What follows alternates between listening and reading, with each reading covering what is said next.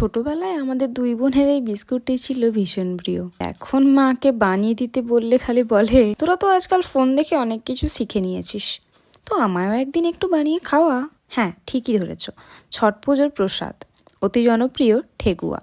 তো প্রথমে একটি বড় বোলে আমি নিলাম 3 কাপ আটা, 1 কাপ সুজি, নারকেল গুঁড়ো, 1 কাপ গুঁড়ো চিনি, 1 কাপ গোটা চিনি, 1 চিমটে লবণ, 1 চামচ মৌরি আর একটু এলাচ গুঁড়ো নিয়ে ভালোভাবে মিশিয়ে নিলাম।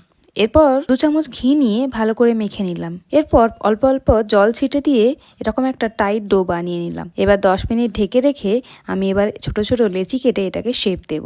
তো আমার কাছে তো ছিল না ছাঁচ, আমি টুথপিক নিয়ে এভাবে পাতার মতো করে শেপ নিলাম। তোমরা চাইলে মার্কেট থেকে ছাঁচ কিনে ব্যবহার করতেই পারো। এভাবে সবগুলো বানিয়ে নিয়ে আমি কড়াইতে আগে থেকে গরম করে রাখা তেলে এক এক করে এগুলোকে ছেড়ে দিলাম। এরপর লো ফ্লেমে আমি এগুলোকে ভালো করে ফ্রাই করে নিলাম।